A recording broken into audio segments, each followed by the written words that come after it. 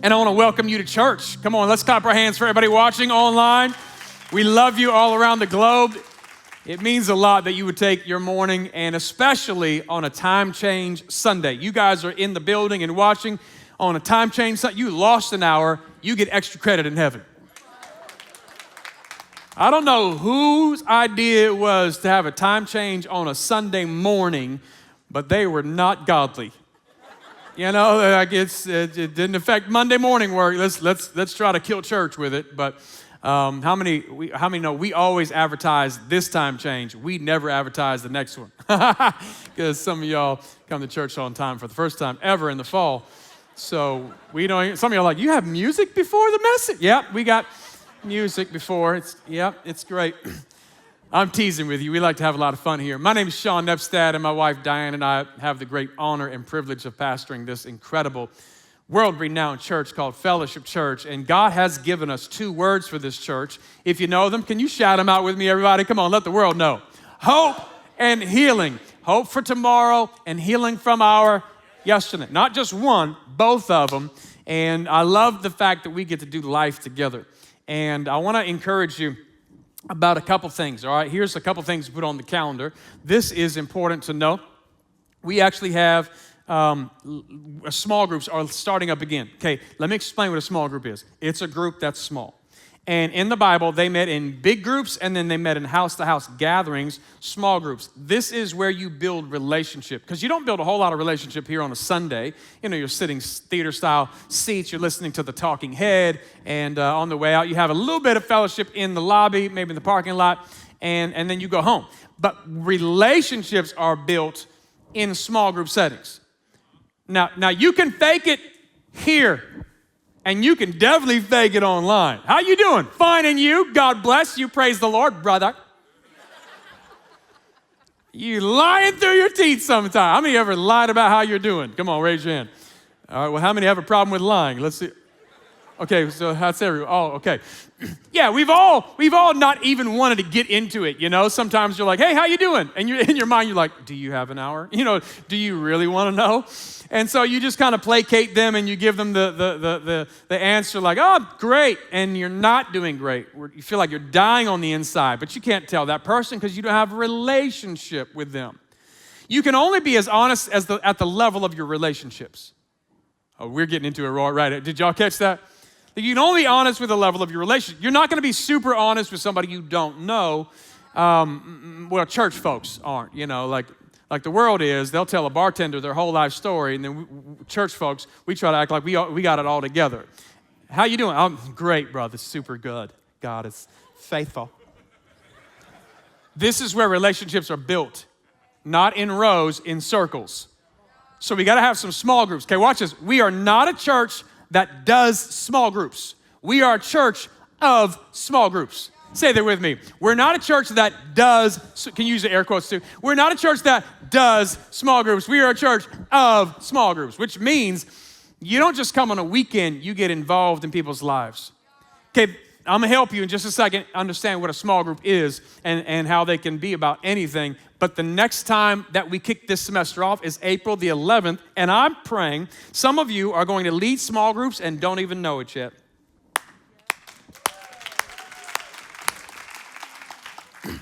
You're gonna be motivated after this sermon.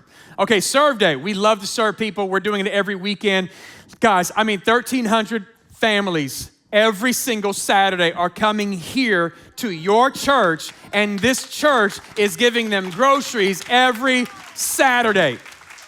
And our next big Serve Day is gonna be March the 27th. That's coming up in just a couple weeks. And then we have April 3rd day, and this is always fun. We serve right before Easter, so we could tell people, we love you, come to church, and we don't want anything from you, we want something for you. So let us know if you wanna participate.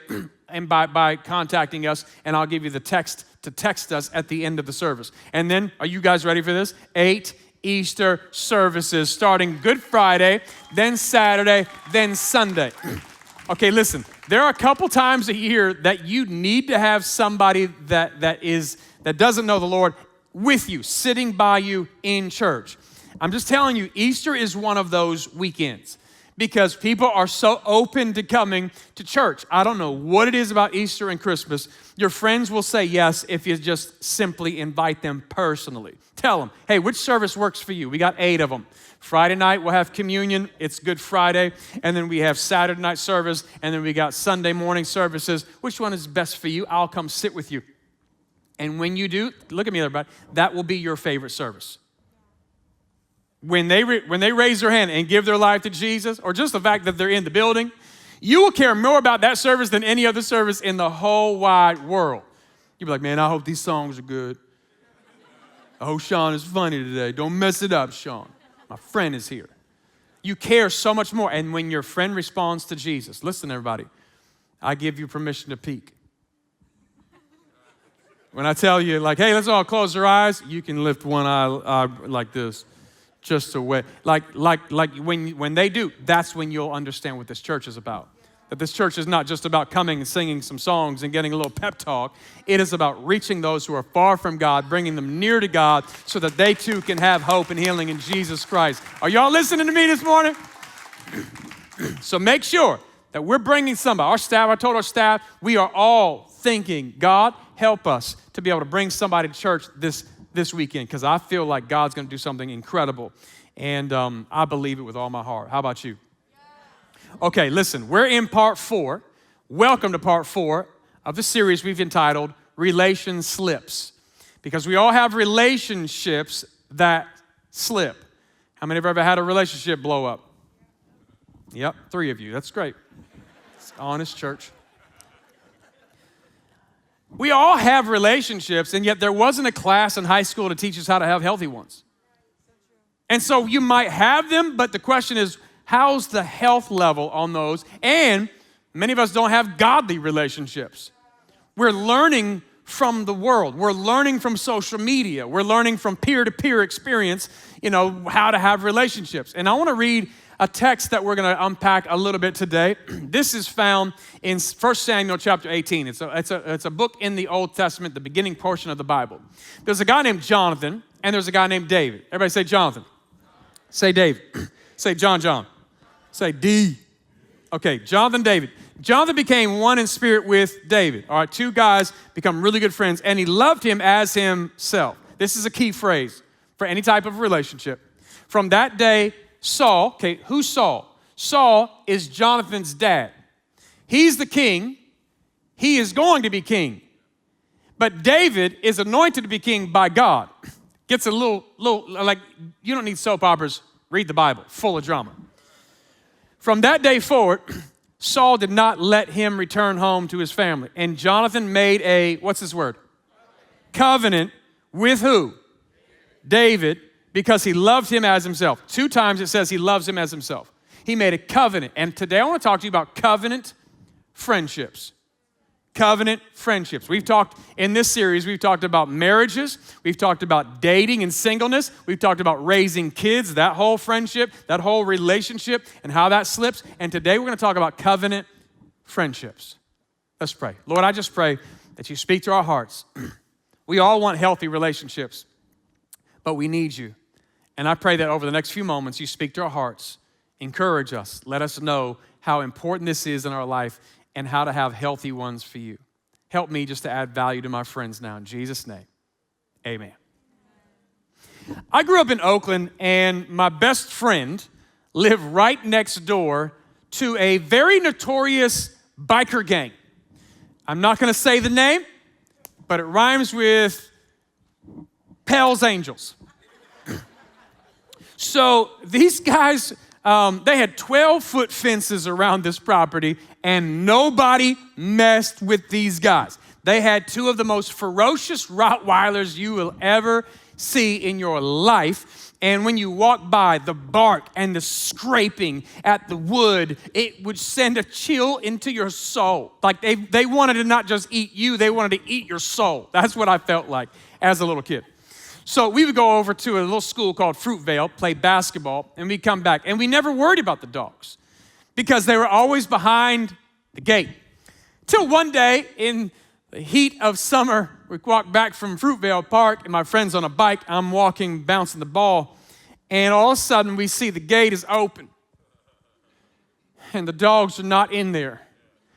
And then I'm like, okay, your heart starts beating fast as a sixth grader. You're like, they probably took him to the vet, They probably getting a checkup, getting teeth cleaned. Just worried. And they weren't at the vet. We saw one of the motorcyclists standing at the gate with a smile on his face, and we turn around, and the dog, I don't know how the dog got behind us, but the dog is behind us. And I broke. I ran. And I was pretty quick, but I knew I wasn't quicker than the dog. But if you've ever been in this scenario, you know you don't have to be faster than the dog. You just have to be faster than your other friend. Like he's on a bike, it's gonna take him a minute to get some momentum, And I brake, I run like boom, and he's trying to get some momentum. That dog comes up and starts chewing on his pant leg, and bigger pants back then. Thank God he wasn't wearing skinny jeans, but he got the denim, and he was and I was like, you were a great friend, and I run. I'm on top of a car, just alarms going off, woo, woo, woo, and we're terrified, and I left him. That's the end of the story.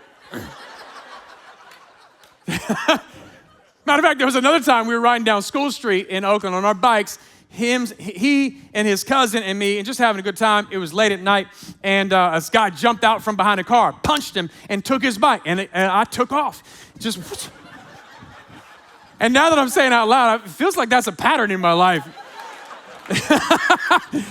He was so mad. I was like, man, I thought you were with me. I was trying to go get help. Like, what am I supposed to do? A sixth grade? Fight an 18-year-old?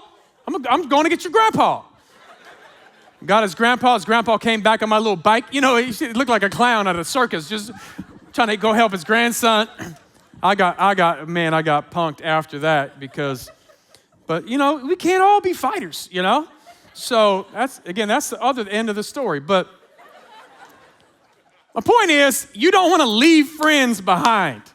And you do that when you're young and scared, but you're going to have some friends go through some stuff. You don't want the type of friends like me now, all right?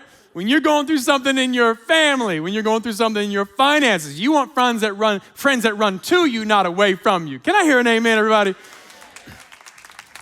Let's clap your hands for me being so honest today. That was a vulnerable moment for me. I'm just teasing. But I do know at the end of your life, what's going to matter is not the ladders you climbed and the stuff you acquired and the money in your bank account. At the end of our life, we want to see Jesus, number one.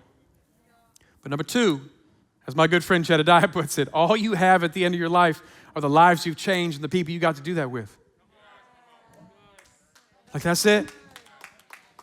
So today I want to talk to you about covenant relationships, this idea of relationship, because our relationships slip. And not just relationships, I want to talk to you, it goes deeper. It's covenant. Everybody say covenant. This goes deeper than a contract. And this goes deeper than an acquaintance. Like I'm not talking about your Uber driver relationship. You know them for 10 minutes on the way to a grocery store. I'm not talking about the person who's your checkout person at the grocery store. I'm talking about a deep bond, a guarantee, serious, like a covenant relationship goes deep. And this is the type of relationship that Jonathan and David had in the Bible. So much so that, remember, King Saul is king. Jonathan is his son. Jonathan's best friends with David. God says David's going to be the next king. Saul doesn't like that. Saul tries to kill David. And the covenant Jonathan had with David, watch this, David is here about to die. Jonathan helps him escape from his own father, even though he knows David's going to be king one day, and even though Jonathan knows that's actually his rightful place as the heir. Why? Because covenant goes beyond what you feel you deserve. To put other people first, even when it costs you. This is the underlying message in relationships that have covenant. Covenant goes so much further beyond what you feel you deserve to put other people first, even when it costs you. Okay, we live in a day, And I want you to give me your heart for the next few moments. I know we've laughed a little bit, but this is a serious topic. So many people feel so, you ready for this? Lonely. Especially now. This emotion means that you are sad because of a lack of friendships. You can fake it a lot. You can go out and nobody would know how lonely you actually are. So many people feel so lonely, and here's the crazy thing. You could be in a room full of people and be lonely. You can have 1,000 friends and followers on social media and be lonely. You can be watching church right now online and be lonely. You can be in a church and be lonely. You could be in a marriage and be lonely. Because the remedy is not based on your proximity to people physically. It has everything to do with the depth of your covenant relationships with God and others. So I know as I'm talking, I have some people's attention who have this deep-seated emotion of loneliness, but it doesn't stay there, because if you're not careful, this loneliness leads you to feel isolated. You feel cut off. You feel ousted. You don't feel like you're in anybody's life that truly, genuinely cares. You feel secluded. You feel cut off. And here's the dangerous, slippery slope of this. The lack of covenant relationships is now you begin to live a self-focused life. This is where life becomes all about me. I'm in my bubble. It's all about me. But God, I got a news flash for you, and that is that me, myself, and I is an unhealthy small group any day of the week. On my own. Well, that might make for a good song. It doesn't make for a good life. It's not just about us. Okay, watch this. This is important. The world will tell you, you got to look out for number one. You got to look out for number one. Problem is, we were never meant to be in the number one spot. That's God's spot. And right beneath him is other people. So we have this verse. A lawyer comes to Jesus and says, "Teacher, what's the greatest commandment in the whole law?" Jesus said, "Love the Lord your God." Say number one.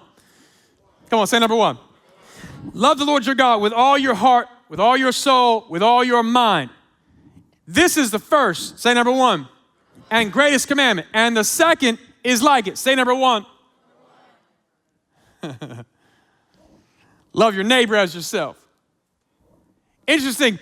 We would think it's 1 and 2. They're both 1. He said, what you guys think is number 2 is actually, it's number 1. It's love God, love people. Love God, love people. Love God, love people. What is that? It's covenant relationships. And this is what Jonathan and David had. Jonathan, the Bible says, he loved David as himself. You can't have a covenant relationship without that. Do you have anybody that you love, honor, respect as yourself? And everybody say this, we're better together. Okay, look at this verse. 2 are better than 1, which, you know, if we're getting burgers, I would agree. That's the case with anything. He's actually talking about people, relationships. If either of them falls down, one can help the other up. But pity anyone who falls and has no one to help him up. There was a lady we knew growing up in my dad's church, and she went hiking, I think in the Berkeley Hills or something. She fell down, and she was there for hours, broke several bones in her legs, couldn't move. I mean, she just had to wait for some random person to come walking by and hear the cries for help and then help her. She had pins in her legs, and I remember, you know, going to church, and she had pins in her legs. I was the first time I ever saw pins in the legs, and I was like, that's super cool. And she was in excruciating pain, and she was isolated, and she did that. Why? Watch this. She sat there for so long because she went hiking alone. She was okay for the first part of the hike, and you might be okay for the first part of your hike too. But we all have a tendency to fall, to stumble. And when you do, if you're alone, you're going to sit there all by yourself in excruciating pain and agony through the hurt, through the divorce, through the financial issues, through the loss of a job, through the emotional trauma, you will sit there all by yourself because you don't have anybody else in your life to help you. God doesn't want that, and we don't want that for you either. If you hike with at least just one other person, I promise you, even though you still have to go through stuff in life, you won't be alone. Are y'all catching this so far? Like it's imperative that you understand two are better than one. Let me explain it to you this way, just in case you are needing some extra analogies, okay? I'm a decent ping pong player. Not great, not horrible. But I've never come to a ping pong table and just done this. Let's take a look at this, where I just kind of hit the ball over by myself. And there's nobody to love here. This is the picture of a lot of us in our relationships. So you could just leave those there. And there's nobody to love. There's nobody to pray for. There's nobody to encourage. It's just me. This is how a lot of people live. And then we turn around and wonder, why am I not growing? Why am I not maturing? Why do I keep falling off in life? Okay, watch this. Because God never meant for it to be just about you. You ready for a news flash? Big news flash. God actually also never meant for it to be just you and him. A lot of people in these days like, it's just me and Jesus, just me and Jesus. That was never his plan. His plan was that it was him, you, and others. Which one's missing out of the equation? Because I'll tell you this, life is a whole lot better when you have a friend to play with. Come on, this is Chris. Give Chris a hand, everybody. This is now a picture of life where you're doing life together. I'm loving him, he's loving me. I'm serving him, he's serving me. I'm praying for him, he's praying for me. I'm encouraging him, he's encouraging me. There's an exchange. And I'm telling you, what happens in life is that you begin to make each other better to where, Woo.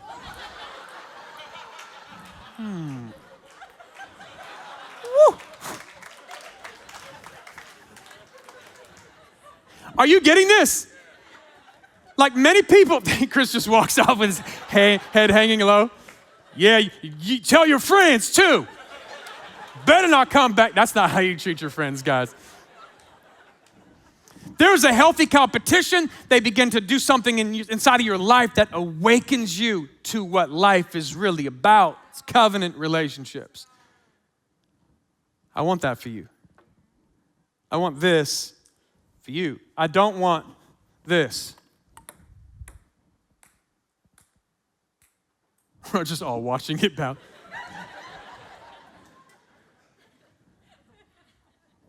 What are you doing today? Nothing. How's your life going? What are your dreams? I don't know, just don't really have any. Do you feel like your life's full of purpose? Not really. It's time. Include some people in your life. It's time to get some covenant relationships. Get some covenant friends. Get some people that you can encourage and pray with. Do life together. Listen, stop being alone. Because a lot of times, loneliness is your decision. And I get it. Other people might have left. I get it. You might have been hurt before. But you can turn and pray and ask God for some covenant friendships in life, in church. Is this helping? So listen, this is a big statement, all right? I'm about to give it to you, and I hope you're taking notes. Before I give it to you, I want you to know I'm giving this to you in love, but it's true. And as I give it to you, You might not agree with me at first, but if you were to go back through your history, you would agree about the statement I'm about to give you. Show me your friends and I'll show you who you're becoming. So it's not just anybody. Hey, what's your name? Want to be best friends? Our daughters and I, we were in this pool on a family vacation when the girls are young, and this sweet little girl in her floaties, I mean, she looked like she was about to drown.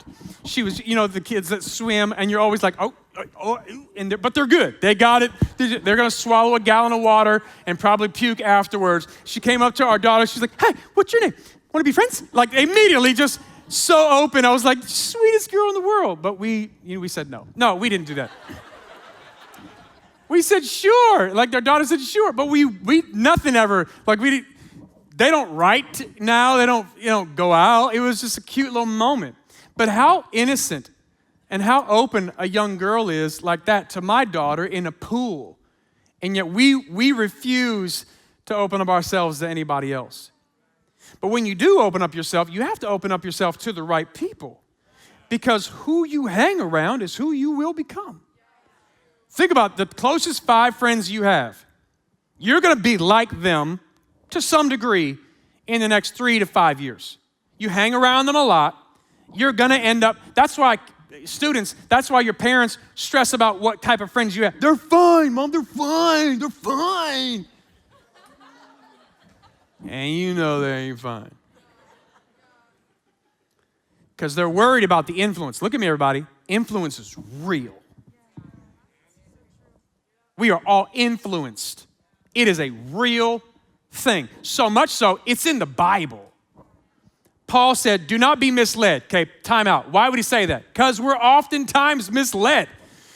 Bad company corrupts good character. Bad company corrupts good character. Bad company corrupts good character. You hang around the wrong crowd, you end up being the wrong crowd. How many have ever been the wrong crowd? Yep, we've all been there. Watch this, watch this. The righteous choose their friends carefully, but the way of the wicked leads them astray.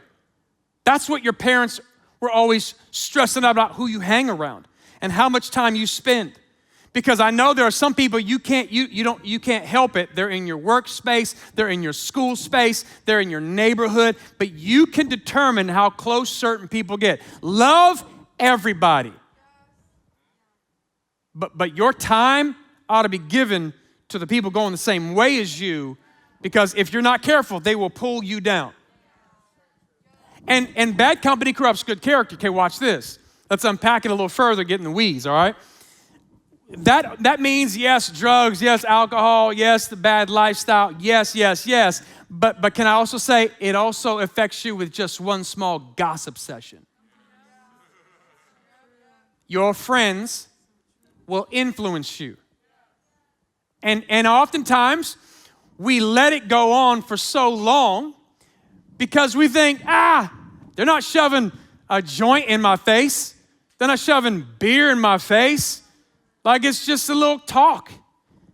And they're spewing out a whisper that gets you to doubt the things of God or the purposes of God or talking about somebody else, and you engage in it.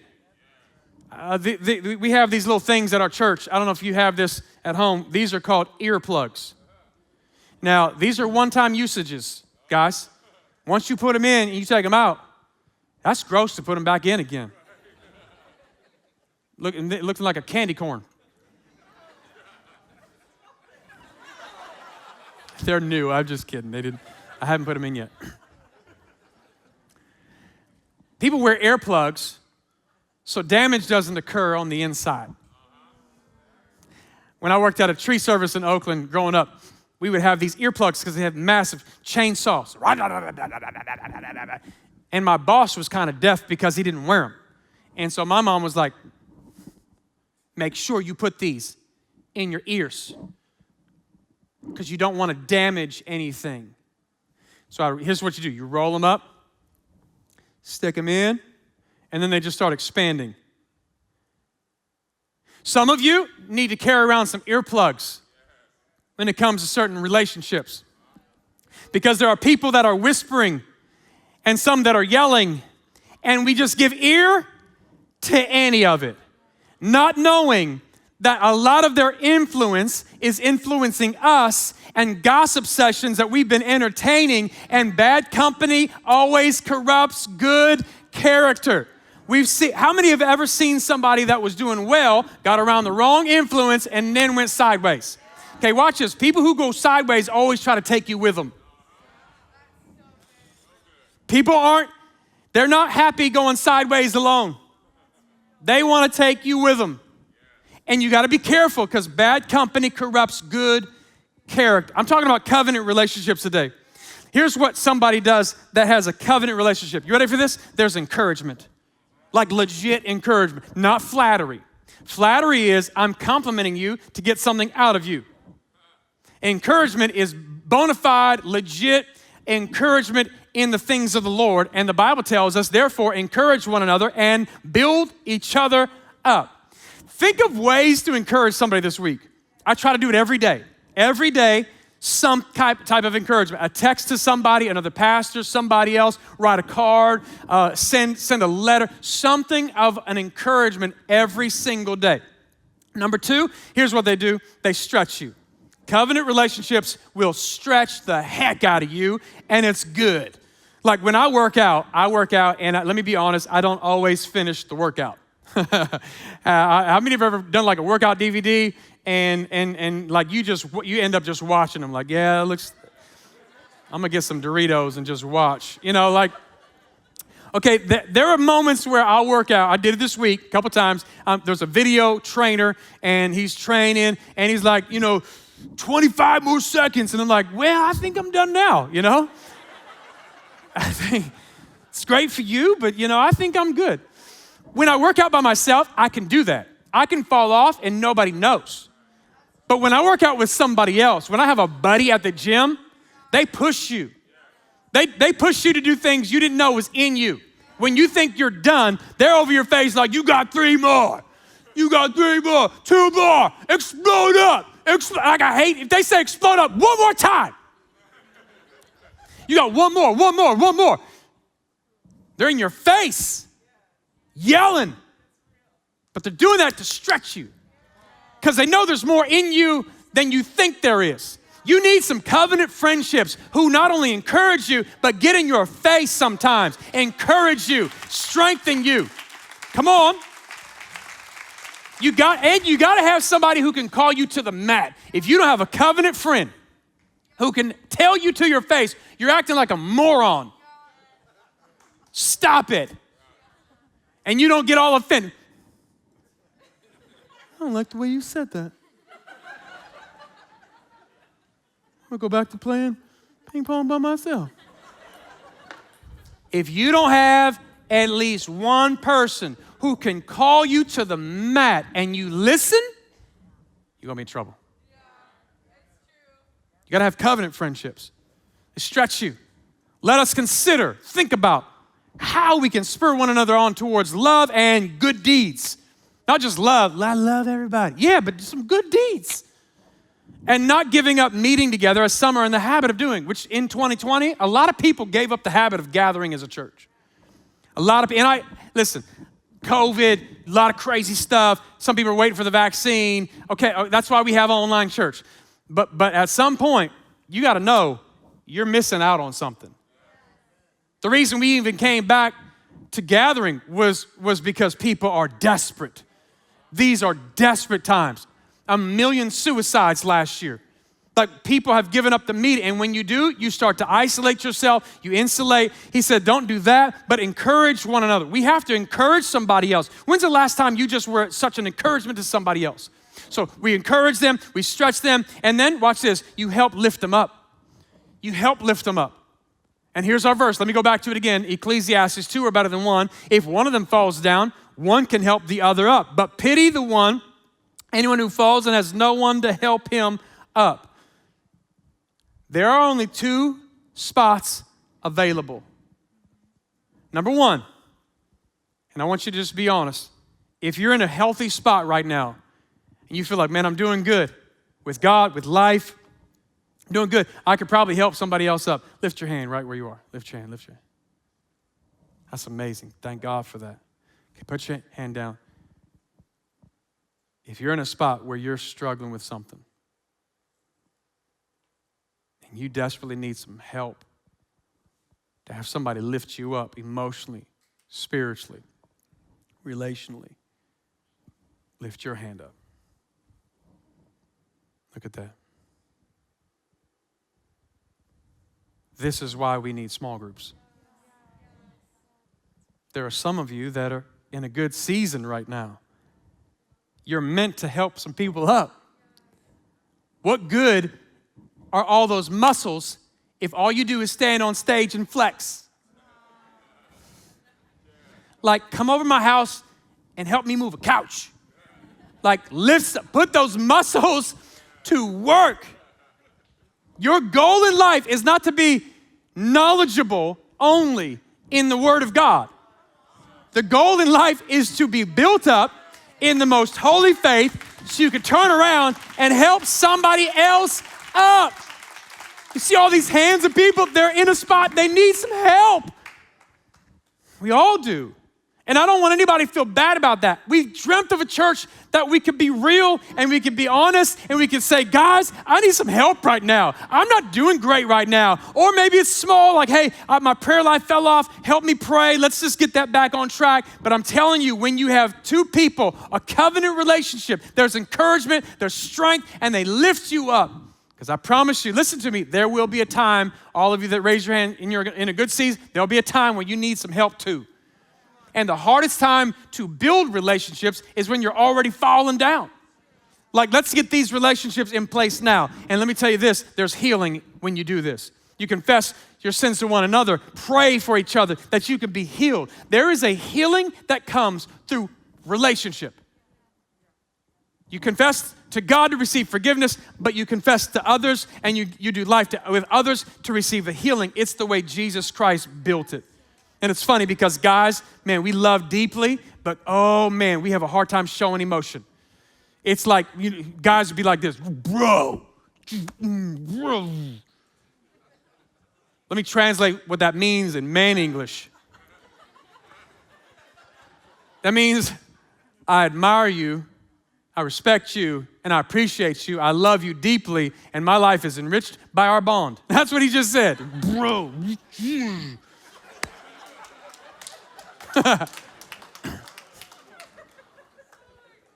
I'm better because of my covenant relationships. I'm better because of that. And I'm bolder.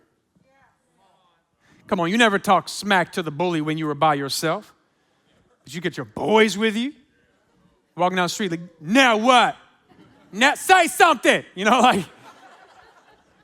Listen, the devil, he loves to attack those in isolation because you're an easy target. Why have I been beaten up so much? Because you're all by yourself. You need some friends that stand up when the devil is throwing fear at you, throwing hopelessness at you, throwing despair at you, throwing insecurity. You need some friends that say, oh, heck no. You will not talk to my friend like that, and you won't believe the lies of the devil. You're loved by God. You're loved by us. There's a purpose on your life, but you won't find that outside of covenant relationships. Jonathan had this. Here's a story, and then we're almost finished. Jonathan and David, they're at a place, Jonathan and his armor bearer. Jonathan had this with his armor bearer. Jonathan had the Philistine army that was about to attack them, kill them, enslave their people. So Jonathan one day rolls up with his boy, climbs up a hill, sees the enemy. He says this, man, I think we could take him. And his guy's like, I'm down. This is what happened. Jonathan said to his armor bearer, come, let's go over to the outpost of those Philistines. Perhaps the Lord will act on our behalf. Nothing can hinder the Lord from saving, whether by many or a few. And this is what his friend said. Do all that you have in mind. Go ahead. I'm with you, heart and soul. You got to love a guy like that. Anybody have that crazy friend? Come on, they're half hood, half holy, just like, hey, still down the row if you need him to. I love that. Jonathan didn't even say, hey, listen, I prayed about this. God showed me a vision. He's going to give us the victory. He was like, perhaps God will show up. I don't even know. He might show up. And his friend was like, I'm down. Like that's crazy. That's covenant relationships. In other words, he was saying, I'm called to you. Do all that's in your heart, John. I'm called to you. Do you have anybody in your life that you're called to? We teach our Bible college students, find the who before the what. They're like, what am I supposed to do with my life? Find the who are you called to? And then God will reveal the what. In other words, do you have somebody I'm called to? And watch this, when I say that, I'm called to you means so much more than I'm called to you as long as you benefit me. It means so much more than I'm called to you as long as you can get me ahead in life. I'm called to you means I'm called to you like inexorably. A friend loves at all times and a brother is born for the time of adversity. How many want some friends that don't leave you when you have adversity? You need some friends like that. How do I get them? Here we go. Let me give it to you real fast. So what you want. And I don't mean like the old song, so what you. No, I'm not talking about that. This is S-O-W. This is a farming term. Invest the seeds of what you want. Be what you want. Let me clarify again. It's not be whatever you want. I'm talking about be the friend to other people that you want them to be to you. Sow what you want. Because too often, we are focused on how people can benefit us, and we don't wake up every day thinking, how can I add value to somebody else? So show them, ask them. This is what the Bible says. Do to others as you would have them do to you. So how do you want people to treat you? Well, treat them that way. First, take the step of faith and do that first. Here's another verse. A man who has friends must first be friendly. Somebody say, be friendly. So ask yourself this question. How am I doing at showing myself friendly? What's that looking like in this season? What's the level of my friendship that I give to other people? Am I at a 6 out of 10? Am I at 7? Because if you want friends, be one. And it's easy. Like everybody loves an encourager. Nobody loves a gossip or a complainer. Everybody loves somebody who's generous. Generous people make the world better. Greedy people make the world worse. Like start by adding value to people and then just be willing to try. Okay, look at me. We've all been burned by relationships that go sideways. You ready for this? It's still worth the risk. Still worth the risk. You cannot fulfill your purpose alone. It doesn't happen. So, be willing to try, because as iron sharpens iron, so one person sharpens another. Doesn't talk about the other, doesn't gossip about the other, encourages, stretches them. Here's another verse. Faithful are the wounds of a friend. Okay, look at this. Look at this. A real friend will stab you in the front. They won't talk about you or talk about somebody else. They'll come up to you. Hey, that's what I've seen in your life. Just like two. Any relationship, though, takes time, work, investment, grace. Time, work, investment, grace. Time, work, investment, grace. This is a covenant relationship. It takes time, work, investment, and grace. They're going to mess up, give them grace. You're going to mess up, you're going to want grace. But covenant means you're dedicated. And then lastly, put Jesus first in these relationships. This is what brings us together. You love everybody, but your closest friends that are running with you, they're influencing you because Jesus entered covenant with us. This is a lengthy portion of Scripture, and if you haven't been in church, it might not make sense at first glance. But Jesus required in the Old Testament, the first part of the Bible, blood sacrifice to picture as he was one day going to die on a cross and become the ultimate payment or sacrifice for our sins. So the blood of goats and bulls and the ashes of the heifer sprinkled on those who are ceremonially unclean, sanctify them, like get them right with God back in the Old Testament so that they are outwardly clean. How much more then? It's comparing that to now what Jesus did once and for all by dying for us. How much more then will the blood of Christ, through whom the eternal Spirit offered himself unblemished to God, cleanse our consciences from the acts that lead to death so that we may serve the living God, like we were free now to serve God. Watch this.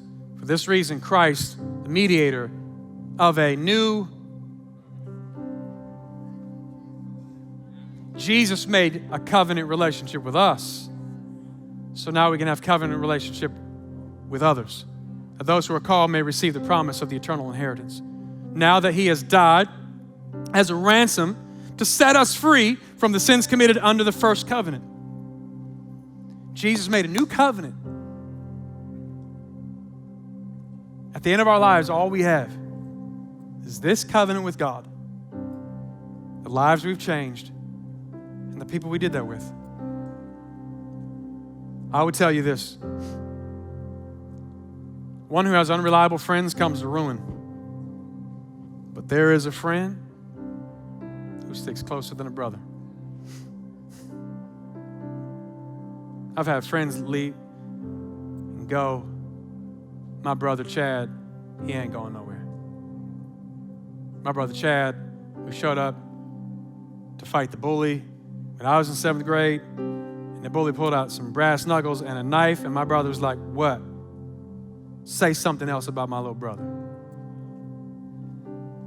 My brother's hardcore.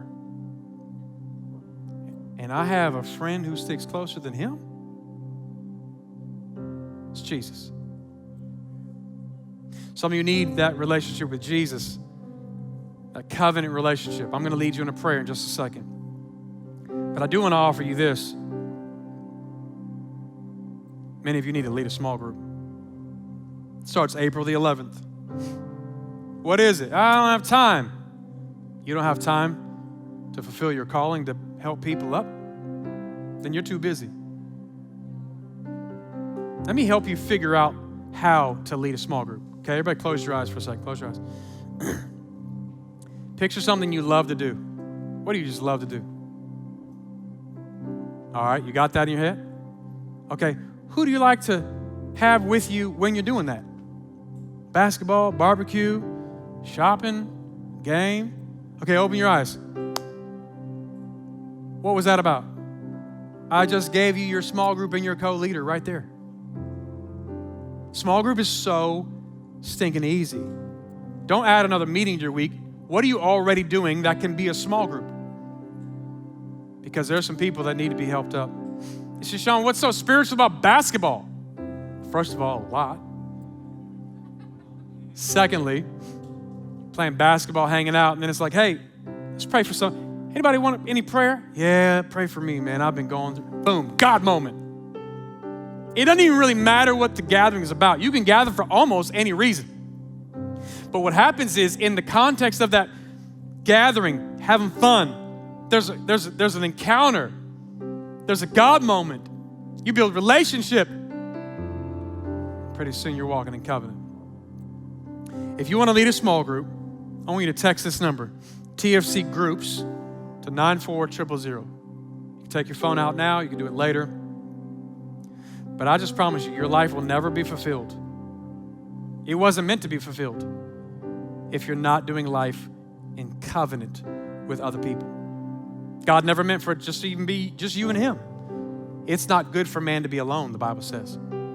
Fulfillment comes when you get this relationship right with God, and then you begin to serve other people and get into covenant relationships this way.